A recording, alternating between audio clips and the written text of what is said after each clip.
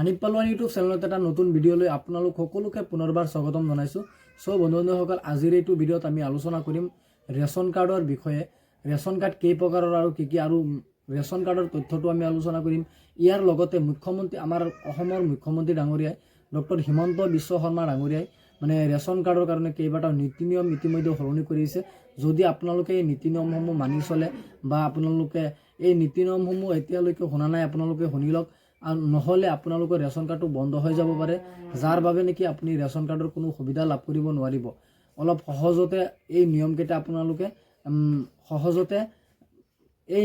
আপোনালোকে মানিলে আপোনালোকে সহজতে ৰেচন কাৰ্ডৰ মানে যিটো সুবিধাটো আছে সেই সুবিধাটো লাভ কৰিব। আৰু লগতে ইয়াৰ লগতে মুখ্যমন্ত্ৰী ডাঙৰীয়াই কেইদিনমান আগত মানে স্পষ্ট কৰি কৈছে যে আপোনালোকক ৰেচন কাৰ্ডৰ লগতে এইবাৰৰ পৰা আপোনালোকক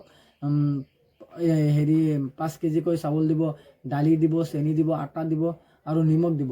গতিকে এই কথাটো কিমান দূৰ সত্য মই আজিৰ এইটো ভিডিঅ'ত আপোনালোকৰ লগত ফুল ডিটেইলছ আলোচনা কৰিম। গতিকে আপোনালোকে ভিডিঅ'টো অলপো স্কিপ নকৰাকৈ একেবাৰে প্ৰথমৰ পৰা শেষলৈ চাই থাকিব।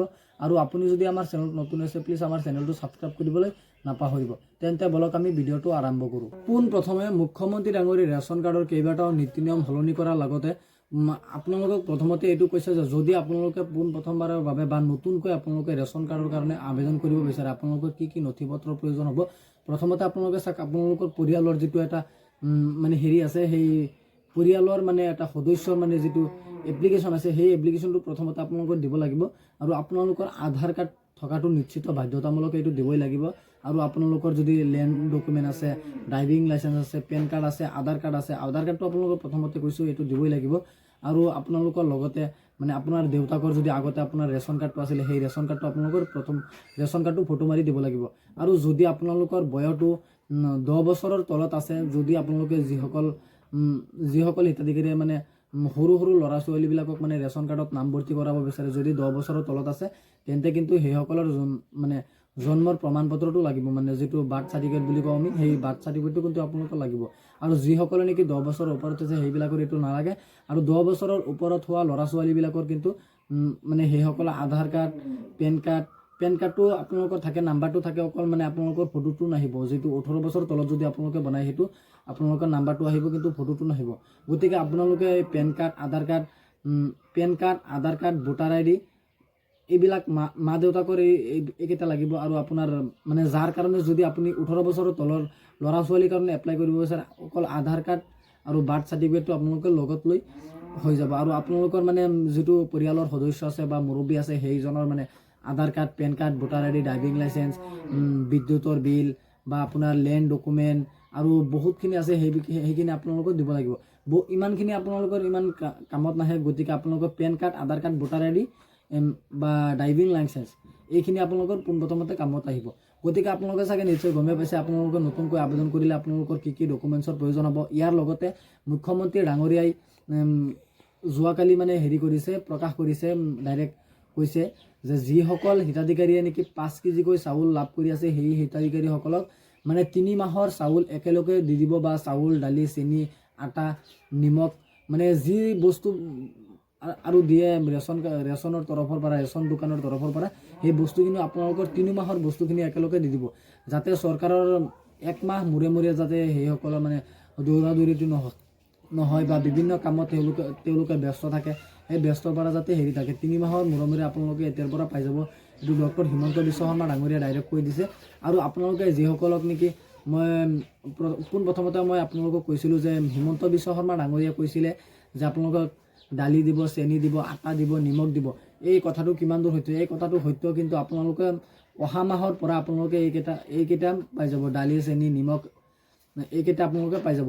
গতিকে হিমন্ত বিশ্ব শৰ্মা ডাঙৰীয়াই ইয়াৰ লগতে আৰু কেইবাটাও নতুন নিয়ম সলনি কৰিছে। হিমন্ত বিশ্ব শৰ্মা ডাঙৰীয়াই 2 নম্বৰত যিটো নিয়ম সলনি কৰিছে, সেই নিয়মটো হৈছে যদি আপোনাৰ ৰেচন কাৰ্ডটো আপোনাৰ হাতত আছে বা আপুনি এজন ৰেচন কাৰ্ডৰ হিতাধিকাৰী হয়, আৰু যদি আপোনাৰ ৰেচন কাৰ্ডটো হেৰাই যায় বা ৰেচন কাৰ্ডটো আপোনাক মানে নজনাই কোনোবাই, আমি বন্ধক বুলি কওঁ, সেই বন্ধকটো যদি দি দিয়ে, বা আপুনি সেই ৰেচন কাৰ্ডৰ হিতাধিকাৰীসকলে মানে সেই কথাটো নাজানে যে আপোনাৰ ৰেচন কাৰ্ডটো বেলেগত গৈছে, সেই ৰেচন কাৰ্ডৰ মানে যিজন মানুহে মানে সেইটো ৰেচন কাৰ্ডটো লৈছিলে, পইচা দি লৈছিলে, সেইজন মানুহক পইচাটো দিব লাগিব।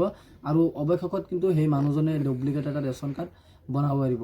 এইটো হিমন্ত বিশ্ব শৰ্মা ডাঙৰীয়া ডাইৰেক্ট এনেকৈ কৈ দিছে, যদি ৰেচন কাৰ্ড হিতাধিকাৰীৰ মানে কোনো নাথাকে, তেওঁ মানে একেবাৰে নাজানে, তেওঁলোকে কিন্তু ডুপ্লিকেট এখন ৰেচন কাৰ্ড বনাব পাৰিব। তাৰপিছত 3 নম্বৰত যিটো নিয়ম সলনি কৰিছে, সেই নিয়মটো হৈছে যদি আপোনাৰ ঘৰ এটা ঠাইত আছে আৰু যদি আপুনি ঘৰ বাৰী লৈ আপুনি বেলেগ এটা ঠাইত গৈছে, তাৰ পৰা আহিলে আপোনাৰ ফিংগাৰটো দিব লাগে আৰু আপুনি চাউলটো পায়। গতিকে আপোনালোকৰ এই বিষয়ত মানে হিমন্ত বিশ্ব শৰ্মা ডাঙৰীয়াই কৈছে, আপোনালোকৰ যিটো FCS বা CR মানে যিটো প্ৰমাণ পত্ৰ আছে, আপোনালোকে সেই এজনদাৰক গৈ আপোনালোকে সুধিলে তাতেই কৈ দিব। যিটো প্ৰমাণ পত্ৰ আছে, FCS বা CR প্ৰমাণ পত্ৰ আছে, সেই প্ৰমাণ পত্ৰ দি আপোনালোকৰ য'ত আপোনালোকে ঘৰটো লৈ গৈছে বা য'ত আপোনালোকে থাকিবলৈ গৈছে, তাত আপোনালোকে ৰেচন কাৰ্ডৰ হেৰিৰ ওচৰত যাব, দোকানৰ ওচৰত যাব, গৈ পেলাই আপোনালোকে ক'ব যে এনেকুৱা কথা, মই তাত যাব নোৱাৰোঁ, মোৰ ৰেচন কাৰ্ডটো ইয়াত আনি দিব লাগে। গতিকে সেইসকলে আনি দিব।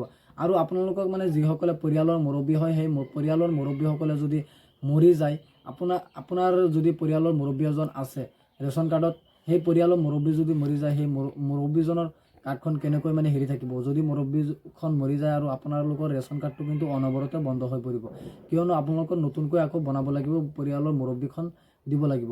গতিকে আপোনালোকৰ পৰিয়ালৰ মুৰব্বীখন মৰাৰ লগে লগে কিন্তু আপোনালোকৰ মৃত্যুৰ যিটো চাৰ্টিফিকেট আছে, সেই চাৰ্টিফিকেটটো লাগিব, আৰু আপোনাৰ ৰেচন কাৰ্ডৰ যিটো কপি আছে, সেই কপিটো লাগিব, আৰু লগতে আপোনাৰ এই মানে যিটো মৃত্যু হোৱা মানুহজনৰ আধাৰ কাৰ্ড লাগিব, আৰু আপুনি যাক নেকি এতিয়া মানে আপুনি মুৰব্বী হিচাপে দিব বিচাৰে, তাৰ কিন্তু Aadhaar card, PAN card, voter ID এইখিনি লাগিব।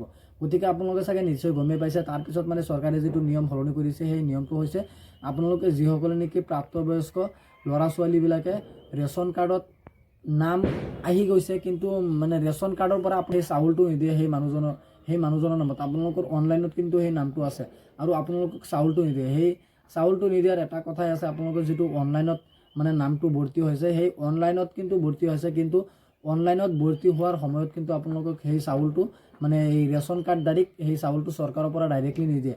সেইকাৰণে যদি আপোনালোকৰ অনলাইনত নামটো আছে, আপোনালোকে চাগে নিশ্চয় ভাবি আছে যে আমাক চাউলটো কিয় দিয়া নাই, সেইসকলে খাই আছে, কিন্তু এনেকুৱা নহয়। এনেকুৱা হয় কিন্তু আপোনালোকৰ মানে অনলাইনত নামটো আছে, কিন্তু চৰকাৰে এতিয়াও মানে আপোনাৰ নামত মানে সেই চাউলটো দিয়া নাই। গতিকে আপোনালোকে চাগে নিশ্চয় গমেই পাইছে। আজি ইমানখিনি আছিল আপোনালোকক দিবলগীয়া ইনফৰমেশ্যন। আশা কৰিছোঁ ভিডিঅ'টো চাই ভাল পালে। যদি ভিডিঅ'টো চাই ভাল পালে তেন্তে ভিডিঅ'টোত এটা লাইক কৰি দিব, আৰু আপুনি যদি আমাৰ চেনেলত নতুন আছে, প্লিজ আমাৰ চেনেলটো ছাবস্ক্ৰাইব কৰিবলৈ নাপাহৰিব।